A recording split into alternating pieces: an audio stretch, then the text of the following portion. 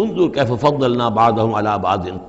دیکھو کیسے ہم نے بعض کو بعض پر فضیلت دی ہے، دنیا میں مال و اسباب میں دی ہے، ذہنی صلاحیتوں میں دی ہے، اور مختلف اعتبارات سے فضیلتیں دی ہیں۔ وَلَلْآخِرَةُ أَكْبَرُ دَرَجَاتٍ وَأَكْبَرُ تَفْضِيلًا، لیکن آخرت جو ہے وہ درجے کے اعتبار سے اور فضیلت کے اعتبار سے بہت بڑی ہوگی۔ یہاں کتنا فرق پڑ جائے گا، کوئی محل میں رہ رہا ہے، کوئی کٹیا میں رہ رہا ہے۔ اچھا وہ 20 سال رہ لے گا محل میں، یہ 20 سال رہ لے گا کٹیا میں، کتنا فرق پڑ گیا۔ لیکن وہاں جو ہے ہمیشہ ہمیشہ کے لیے رہنا ہے، روح و ریحان و جنت نعیم، جنات و عدن میں، یا ہمیشہ کے ہمیشہ رہنا ہے جہنم کے اندر، وہ کتنا فرق ہوگا۔ یہاں کا کیا فرق ہے؟ کچھ بھی نہیں، مرنا اسے بھی ہے اسے بھی ہے، چاہے اس کے لیے بڑے سے بڑے ڈاکٹر موجود ہیں اور یہ کہیں پہ جا کے علاج کرا لے، موت اس کو بھی آئے گی، موت اس کو بھی آ جائے گی۔ زیادہ یہ اسے حسرت رہے گی کہ میں علاج نہیں کرا سکا، بس اللہ اللہ خیر صلی اللہ، لیکن کیا سب جن کو جو علاج کرا سکتے ہیں ان سب کو شفا ہو جاتی؟ کتنے ہی ہیں لاکھوں روپیہ خرچ کر کے آتے ہیں، اس کے بعد بھی وہ شفا تو نہیں ہوتی۔ لا تجعل مع اللہ الہا آخر، اللہ کے ساتھ کسی اور کو الہ نہ بناؤ۔ فتقعدا، پھر تمہیں بیٹھ رہنا پڑے گا مذموما مخذولا، مذمت زدہ ہو کر اور اللہ کی جناب سے بے توفیق بنا کر۔ اللہ تعالیٰ جو ہے خذلان الہی، مخذولا، بے یار و مددگار چھوڑ دے گا۔ پھر اس کے بعد یہ 2 رکوع جو ہیں یہ بہت اہم ہیں، جیسا کہ میں نے عرض کیا تھا، یہ حضرت عبداللہ ابن عباس رضی اللہ تعالیٰ عنہما کے نزدیک یہ تورات کی تعلیم کا نچوڑ ہے، 10 commandments, the Quranic version of 10 commandments. تورات میں جو احکام 10 آئے تھے اس کا یہ قرآنک ورژن ہے جو یہاں پر آ رہا ہے۔ اس کا خلاصہ ہم پہلے پڑھ چکے ہیں سورہ انعام کے آخری حصے میں، یہاں ذرا وہی باتیں ہیں کہ ذرا تفصیل سے آئی ہیں۔ وَقَضَىٰ رَبُّكَ أَلَّا تَعْبُدُوا إِلَّا إِيَّاهُ، تیرے رب نے فیصلہ کر دیا ہے کہ نہیں پوجو گے سوائے اس کے کسی کو۔ وَبِالْوَالِدَيْنِ إِحْسَانًا، اور اللہ کے اور والدین کے ساتھ احسان، نیک سلوک۔ یہ چوتھا مقام آ گیا، جہاں کہ اللہ، تیسرا مقام آیا ہے، چوتھا مقام سورہ لقمان میں آئے گا، اللہ کے حقوق کے فوراً بعد والدین کے حقوق۔ اما یبلغن عندک الکبر، اگر پہنچ ہی جائیں وہ دونوں بڑھاپے تک تمہارے پاس، احدہما، وہ اکیلے، کوئی ایک ان میں سے، او کلاہما، یا دونوں، یعنی والدین اس بڑھاپے کی اور ضعیفی کی عمر کو پہنچ گئے، یا والد فوت ہو گئے، والدہ ضعیفی کی عمر کو پہنچ گئی، یا والدہ فوت ہو گئی، والد ضعیفی کی عمر کو پہنچ گئے، یا دونوں کے دونوں ضعیفی کی عمر کو پہنچ گئے۔ اما یبلغن عندک الکبر احدہما او کلاہما فلا تقل لہما اف، تو انہیں اف تک مت کہو، جھڑکنا نہیں، ولا تنہرہما، ان کو جھڑکو مت،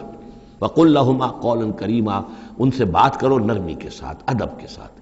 کسی وقت ان کی بات ٹالنی بھی پڑ جاتی ہے، ابا جان یہ بات تو میں نہیں کر سکتا، میری مجبوری ہے، لیکن سختی کے ساتھ نہیں۔ ایسی بات نہ ہو کہ جس سے ان کا دل دکھے کہ آج یہ میرے سامنے سینہ تان کر بات کر رہا ہے، کل یہی تھا وہ جو چھوٹا چھوٹا سا لپٹتا تھا میری ٹانگوں میں آ کر، اور وہ یہی ہے جس سے میں گود میں لیے پھرتا تھا، یہ دل دکھے نہ۔ وَاخْفِضْ لَهُمَا جَنَاحَ الذُّلِّ مِنَ الرَّحْمَةِ، یہ آگے جو میں نے کہا تھا والدین کے لیے بھی اپنے بازوؤں کو، کندھوں کو عاجزی کے ساتھ ان کے سامنے جھکا کر رکھو، سینہ تان کر بات نہ ہو ان سے، بات جب بھی ہو معلوم ہو کہ جھکے ہوئے ہیں، ان کا ادب کر رہے ہیں۔ وَقُلْ رَبِّ ارْحَمْهُمَا كَمَا رَبَّيَانِي صَغِيرًا، اور دعا کیا کرو کہ اے میرے رب ان پر رحم فرما دونوں پر، جیسے کہ انہوں نے ہمیں پالا، مجھے پالا جبکہ میں چھوٹا سا تھا، میں تو سب سے زیادہ ضعیف تھا، کمزور تھا، میرے لیے غذا کا، میرے آرام کا، مجھے تکلیف ہو تو تڑپتے یہ تھے، تو اے پروردگار اب ان کے احسانات کا میں کیا بدلہ چکا سکتا ہوں، میں تجھ ہی سے درخواست کرتا ہوں کہ جو کچھ احسانات انہوں نے مجھ پر کیے ہیں تو ان کو، ان کے طفیل، تو ان کی خطائیں بخش دے اور ان پر رحم فرما۔ وَقُلْ رَبِّ ارْحَمْهُمَا كَمَا رَبَّيَانِي صَغِيرًا، ربکم عالم بما فی نفوسکم، تمہارا رب واقف ہے خوب جو کچھ تمہارے دلوں میں ہوتا ہے۔ ان تکونوا صالحین فإنہ کان للأوابین غفورا، اگر تم واقعی نیک ہوگے تو یقیناً اللہ تعالیٰ تم میں سے جو واقعی اللہ کی طرف رجوع کرنے والے ان کے لیے غفور ہے۔ اس میں اشارہ ہے کسی وقت بوڑھے والدین،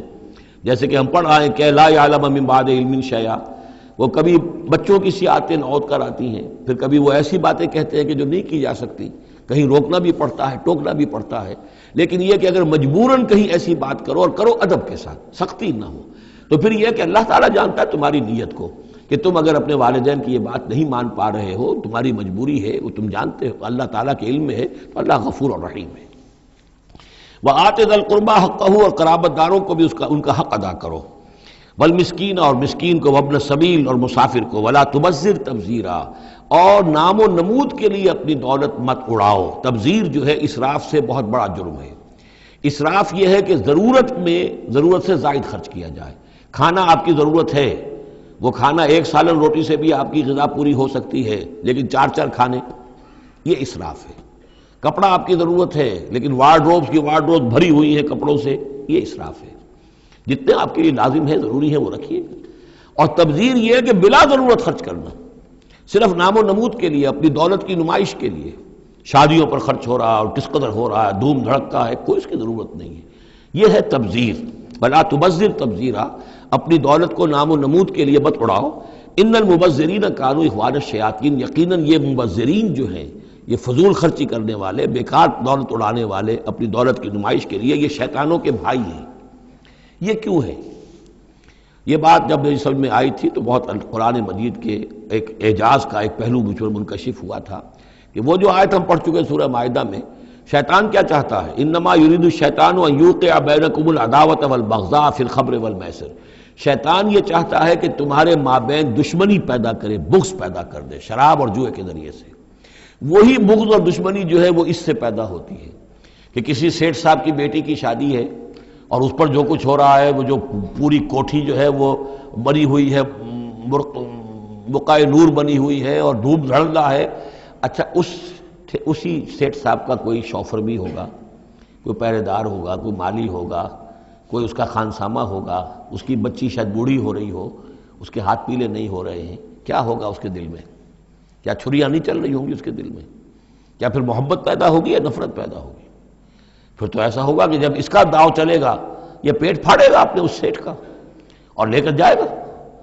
یہ ہے وہ دشمنی ڈالنے والی بات، تبذیر جو ہے، جس سے کہ دشمنی پیدا ہوتی، طبقاتی شعور پیدا ہوتا ہے، ہیوز اور ہیو ناٹس کے درمیان ایک جو خلیج ہے وہ زیادہ سے زیادہ جو ہے گہری اور چوڑی ہوتی چلی جاتی ہے۔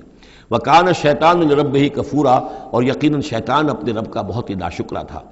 وَإِمَّا تُعْرِضَنَّ عَنْهُمْ ابْتِغَاءَ رَحْمَةٍ مِّن رَّبِّكَ تَرْجُوهَا، اور اگر تمہیں اعراض کرنا ہی پڑ جائے ان سے، یعنی قرابت دار ہے، کوئی اور آپ سے کوئی سائل آ گیا ہے، کوئی اور ہے جو آپ سے کوئی مدد چاہ رہا ہے، اگر آپ کو اعراض کرنا ہی پڑ جائے، کیوں؟ ابتغاء رحمت من ربک ترجوہا، کہ خود تم اپنے رب کی رحمت کے ابھی امیدوار ہو، یعنی اس وقت تمہارے پاس کچھ نہیں ہے، تم بھی امید میں ہو کہ اللہ تعالیٰ تمہیں بھی نواز دے، تمہارے پاس کچھ نہیں ہے، تو اگر اپنے قرابت داروں سے یا ان سے اعراض کرنا پڑ رہا ہے، فَقُلْ لَهُمْ قَوْلًا مَيْسُورًا، تو بات ان سے وہ کرو کہ جو بڑی نرم ہو، شرافت کے ساتھ، انہیں جھڑکو نہیں۔ وَلَا تَجْعَلْ يَدَكَ مَغْلُولَةً إِلَىٰ عُنُقِكَ، اور نہ تو اپنے ہاتھ کو باندھ لو اپنی گردن کے ساتھ، یہ اصل میں کنایا ہے، استعارہ ہے بخل سے، کہ ہاتھ بندھا ہوا ہے، اس ہاتھ سے کچھ نکل ہی نہیں سکتا، کسی کو کچھ خیر جو ہے وہ مل ہی نہیں سکتا۔ وَلَا تَبْسُطْهَا كُلَّ الْبَسْطِ، اور نہ ہی ہاتھ کو کھول دو پورا کا پورا، یعنی یہ کہ بسا اوقات انسان کے اندر نیکی کا جذبہ اتنا جوش کھاتا ہے کہ سب کچھ اللہ کی راہ میں دے کر خود فقیر ہو جائے، یہ بھی نہیں، بلکہ یہ کہ ایک اعتدال کی راہ ہونی چاہیے۔ فَتَقْعُدَ مَلُومًا مَحْسُورًا، ایک وقت میں جذبات کے رو میں آ کر تو یہ سب کچھ کر بیٹھے، اور بعد میں تم جو ہے بیٹھے رہو گے الزام کھائے ہوئے اور ہارے ہوئے، اور پھر ہو سکتا ہے کہ الٹا یہ خیال ہو کہ کیا حماقت میں کر بیٹھا، مجھے جو ہے ذرا اس میں اعتدال کی روش اختیار کرنی چاہیے تھی۔ اس میں بسا اوقات ایسا ہوتا ہے کہ انسان یہ سمجھتا ہے کہ یہ غریب آدمی میرا رشتہ دار جو ہے، میں اس کی کسی نہ کسی طریقے سے اب اس کے حالات بگڑے ہوئے ٹھیک کر ہی دوں، لہذا وہ اپنی امکانی حد تک مدد کر رہا ہے، لیکن حالات ٹھیک نہیں ہو رہے اس کے، تو فرمایا ان ربک یبسط الرزق لمن یشاء ویقدر، یہ جو ہے کسی شخص کے اوپر رزق کا کشادہ ہو جانا اور کسی کے اوپر رزق کی تحقیق ہو جانا، یہ تمہارے اختیار میں نہیں ہے، یہ تیرے رب کے اختیار میں ہے، اللہ کے اختیار میں ہے، لہذا اپنا سا فرض ادا کرو جو تم کر سکتے ہو، معقول طریقے سے، معتدل طریقے سے، متوازن طریقے سے وہ کرو، تم یہ نہ سمجھو کہ تم کسی کے حالات کو بدلنے پر قادر ہو۔ ان ربک یبسط الرزق لمن یشاء ویقدر، یقیناً یہ تو تیرا رب ہی ہے کہ جو کھول دیتا ہے رزق جس کے لیے چاہتا ہے، کشادہ کر دیتا ہے، اور تنگ کر دیتا ہے جس کے لیے چاہتا ہے۔ انہ کان بعبادہ خبیرا بصیرا، یقیناً وہ اپنے بندوں کے حق میں اپنے بندوں سے پوری طرح باخبر ہے اور ان کے حالات کو دیکھ رہا ہے۔ ولا تقتلوا اولادکم خشیۃ املاق، اور اپنی اولاد کو قتل مت کرو مفلسی کے اندیشے سے۔ اب یہ جو ہمارے ہاں برتھ کنٹرول کی پوری تحریک ہے پوری دنیا میں، اور مالتھوس صاحب کے زمانے سے جو تحریک چلی تھی، اور یہ کنٹرول جو ہے آبادی کا، پاپولیشن کنٹرول، تو اگرچہ ہم یہ تو نہیں کہہ سکتے کہ اس کی ساری شکلیں حرام مطلق ہیں، بعض شکلیں اس کی جائز ہیں، اور اس کے لیے ہم صرف یہ کہہ سکیں گے کہ وہ مکروہات میں شامل ہے، لیکن یہ کہ ایک تحریک کی حیثیت سے در حقیقت یہ نفی ہے ایمان کی۔ اللہ پر توکل نہیں ہے، اللہ کے رازق ہونے پر بھروسہ نہیں ہے، اپنے حساب کتاب کو جوڑ رہے ہو، تمہیں کیا پتا اللہ کے خزانے کون کون سے ہیں؟ ابھی کچھ عرصے پہلے ہمیں پتہ ہی نہیں تھا کہ سمندر کے اندر سے کیا کچھ غذا نکل آئے گی اور کتنی عمدہ غذا ہوگی۔ یہ گوشت جو آپ کو سمندر سے ملتا ہے یہ کس قدر عمدہ ہے صحت کے لیے۔ باقی جو گوشت ہم کھاتے ہیں اوپر سے ریڈ میٹ، اس کے اندر کیا کیا ہیزرڈز ہیں اور کیا کیا خرابیاں ہماری صحت کے لیے، اور یہ جو ہے جو ہمیں ملتا ہے سمندر سے یہ کس قدر عمدہ ہے، لحمن طریہ جو ہم پڑھ چکے ہیں، تو معلوم نہیں تھا۔ اسی اعتبار سے جان لیجئے کہ تم اپنی اولاد کو قتل نہ کرو، اگرچہ جو بھی یعنی یوں سمجھیے کہ کنٹراسیپٹیو میتھڈ جو ہیں اس کے اوپر قتل کا اطلاق تو نہیں ہوگا، البتہ یہ کہ اگر باقاعدہ ایبارشن ہوتی ہے تو وہ تو یقیناً قتل ہی کے زد میں آئے گی۔ وَلَا تَقْتُلُوا أَوْلَادَكُمْ خَشْيَةَ إِمْلَاقٍ نَحْنُ نَرْزُقُهُمْ وَإِيَّاكُمْ، ہم ہی ان کو بھی رزق پہنچائیں گے اور تمہیں بھی ہم دیتے ہیں۔ تم سمجھتے ہو کہ تمہیں رزق خود اپنے ذریعے سے مل رہا ہے، یہ رزق ہم نے ہے جو تمہیں دیا ہے۔ إِنَّ قَتْلَهُمْ كَانَ خِطًا كَبِيرًا، یقیناً ان کو قتل کرنا جو ہے بہت بڑی خطا ہے۔ وَلَا تَقْرَبُوا الزِّنَا، اور زنا کے قریب تک مت جاؤ۔ اب یہاں پر یہ نہیں کہا کہ زنا مت کرو، زنا سے تو بہت فاصلے پر رہو، keep at a safe distance. وَلَا تَقْرَبُوا الزِّنَا، اس کے قریب تک نہ جاؤ، إِنَّهُ كَانَ فَاحِشَةً وَسَاءَ سَبِيلًا، یقیناً یہ بہت بے حیائی کا کام ہے اور بہت ہی برا راستہ ہے۔ وَلَا تَقْتُلُوا النَّفْسَ الَّتِي حَرَّمَ اللَّهُ إِلَّا بِالْحَقِّ، اور مت قتل کرو اس جان کو، انسانی جان کو جسے اللہ نے محترم ٹھہرایا ہے مگر حق کے ساتھ۔ حق کیا ہے؟ قاتل کو قتل کیا جائے گا، اس کی جان لے لی جائے گی، اس کے قتل کے بدلے خون کے بدلے خون، یا مرتد ہے اس اسلامی ریاست میں اسے قتل کر دیا جائے گا، یا یہ کہ زانی یا زانیہ ہے شادی شدہ اس کو رجم کیا جائے گا، یا یہ ہے کہ اور بھی کوئی قتل کی جو ہے جس کے اوپر یہ کہ عائد ہو جائے، کافر ہے حربی ہے، ہر کافر نہیں، جس کے ساتھ اعلان جنگ ہے اسے قتل کیا جائے گا، یہ ہے بالحق۔ ومن قتل مظلوما، اور جسے قتل کر دیا گیا مظلوم طور پر بغیر یعنی کسی حق کے ظلم سے، فقط جعلنا لولیہ سلطانا، تو اس کے ولی کو ہم نے ایک اختیار دیا ہے، اس کے اختیار ہے اب جو مقتول ہے اسلامی قانون میں اس کے ورثاء کو اختیار حاصل ہے، چاہے تو وہ قاتل کی جان لے لیں، اصرار کریں اس پر کہ ہم خون کا بدلہ خون، جان کا بدلہ جان لیں گے، چاہے اسے معاف کر دیں، اور چاہے تو خون بہا لے کر اور جو رقم لے کر جو ہے اس کو معاف کر دیں۔ یہ تین شکلیں ہیں لیکن اختیار ان کے پاس ہے، حکومت کے پاس نہیں ہے، کوئی جج یہ فیصلہ نہیں کر سکتا، کوئی صدر مملکت جو ہے اس کا مختار نہیں ہے، جو ہمارے دستور میں ان کو اختیار دے رکھا ہے وہ اسلام کے صریح منافی ہے۔ یہ تو در حقیقت اختیار ہے صرف مقتول کے ورثاء کا۔ فلا یسرف فی القتل، تو وہ بھی قتل میں حد سے تجاوز نہ کرے،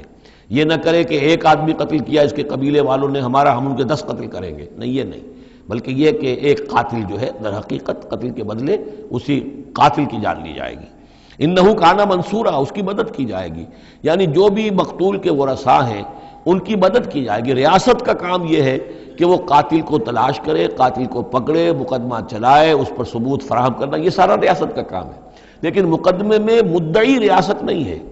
ہمارے ہاں غلطی یہ کہ اسٹیٹ ورسس وہ قانون جو مقدمہ بنتا ہے اس میں مدعی حکومت ہوتی ہے، یہ نہیں ہے، ریاست نہیں ہے، بلکہ مدعی جو ہے وہ مقتول کے ورثاء ہیں اسلام میں قتل کے مقدمات میں۔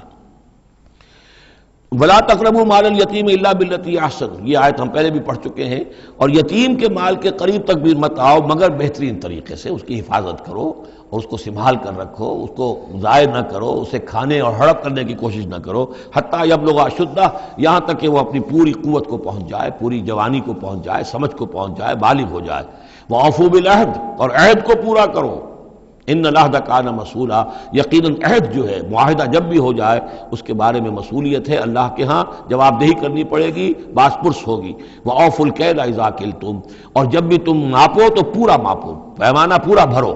وَزِنُوا بِالْقِسْطَاسِ الْمُسْتَقِيمِ، جب تولو تو پوری سیدھی ترازو کے ساتھ تولو۔ ذَلِكَ خَيْرٌ وَأَحْسَنُ تَأْوِيلًا، یقیناً یہی بہتر ہے، اور انجام کے اعتبار سے بھی دیانتداری کے ساتھ پورا ناپ کر پورا تول کر اگر تم دے رہے ہو معاملہ، تو پھر جو بقیت اللہ ہے، پھر جو بھی اللہ کی طرف سے تمہیں نفع ہو جائے گا اس میں بہت برکت ہوگی، اس میں بہت خیر ہوگا۔ احسن تاویلا ولا تخف ما ليس لك به علم ان السمع والبصر والفؤاد كل اولئك كان عنه مسؤولا۔ اس آیہ مبارکہ کے بارے میں انشاءاللہ کچھ تفصیل سے مجھے گفتگو کرنی ہے، وہ ہم کل کریں گے۔ بارک اللہ لی ولکم فی القرآن العظیم ونفعنی وإیاکم بالآیات والذکر الحکیم۔